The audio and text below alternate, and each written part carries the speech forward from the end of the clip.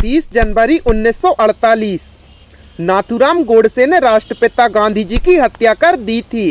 गांधी जी की हत्या के जुर्म में नाथूराम को 15 नवंबर 1949 को फांसी दी गई थी। नाथूराम हिंदू राष्ट्रवाद का कट्टर समर्थक था।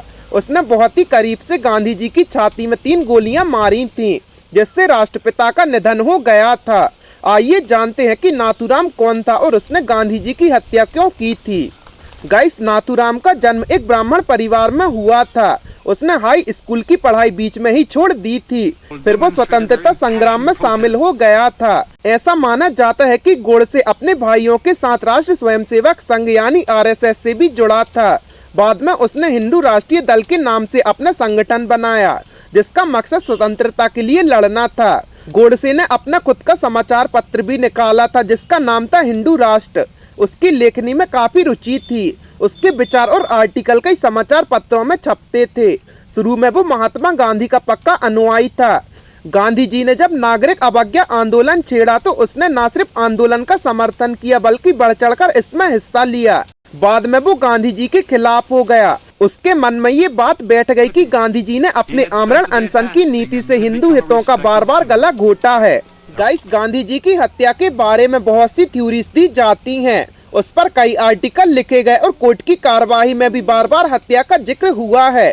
लेकिन हत्या के पीछे का असल कारण क्या था, उसके बारे में कुछ भी ठीक से पता नहीं चल पाया।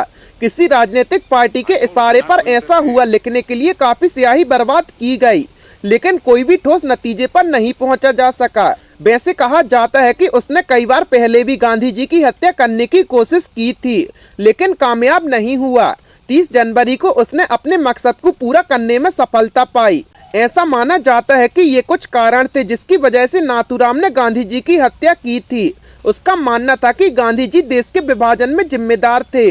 गोडसे को लगता था कि गांधी जी ने दोनों तरफ अपनी अच्छी छवि बनाने के चक्कर में देश का बंटवारा करवा दिया। गोडसे का ये भी मानना था कि तत्कालीन सरकार मुस्लिमों का अनुचित रूप से तुष्टीकरण कर रही है और ये सब गांधी जी की नीतियों के कारण हो रहा है। गोडसे उस वक्त बहुत टेंशन में आ गया था जब उसको पता चला कि कश्मीर समस्या के बावजूद जिन्ना ने गांधी को पाकिस्तान दौरे की सहमति दी है। उसको लगा कि ये सब इसलिए हो रहा है क्योंकि गांधी जी का मुस्लिमों के प्रति कुछ ज्यादा ही दया वाला भाव है और हिंदुओं की भावनाओं की परवाह नहीं है।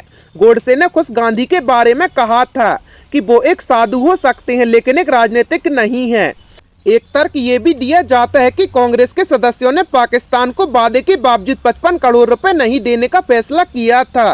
गांधी जी चाहते थे कि कांग्रेस वो फैसला लौटा दे। उन्होंने इसके लिए आमरण अनशन की धमकी दी थी।